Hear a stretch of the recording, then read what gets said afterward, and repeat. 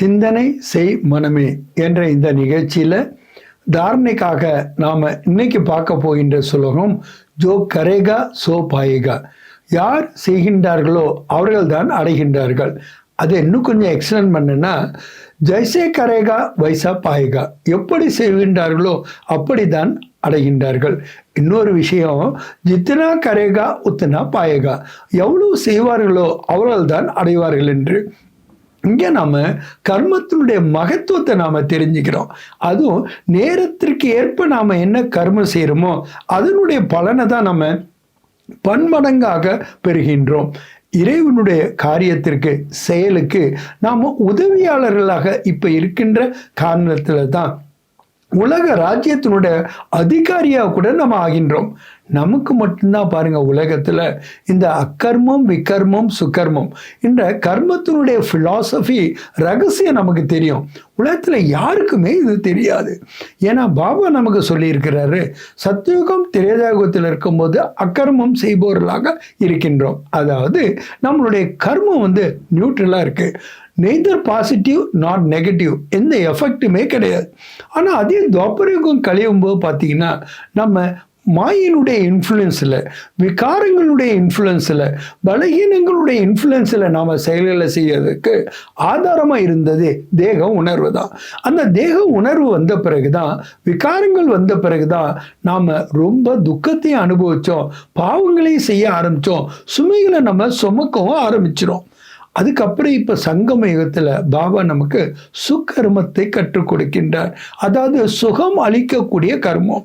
முதல்ல தனக்குத்தானே சுகம் அளித்துக் கொள்வது, அதாவது விகாரங்களிலிருந்து நாம் விடுபட்டவர்களாக ஆகாம நம்ம உள்ளுக்குள்ள உறைந்திருக்கின்ற அந்த பொக்கிஷங்களை நம்ம வெளிக்கொணராம நம்மளால எப்படி சுகமா இருக்க முடியும்?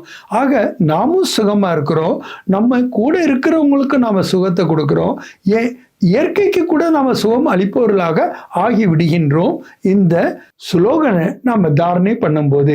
ஆக செய்வதனுடைய மகத்துவம் என்ன? That is more important.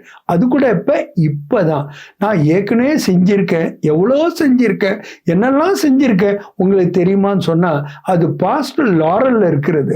அதனால எந்த பிரயோஜனமே இல்லை. இப்போ நாம என்ன செய்யறோம் அப்படிங்கிறது தான் முக்கியம்.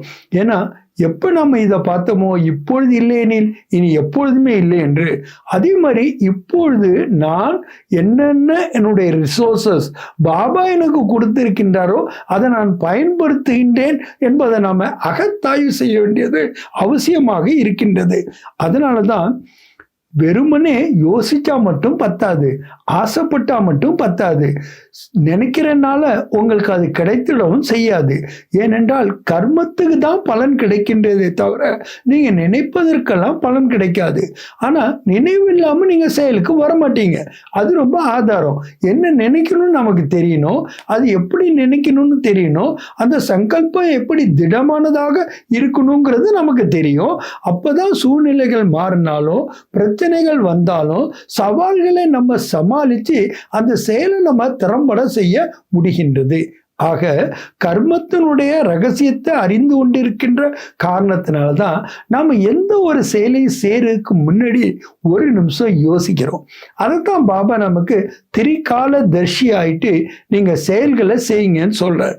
திரிநேத்திரியாக நீங்கள் இருங்கள் என்று கூறுகின்றார்.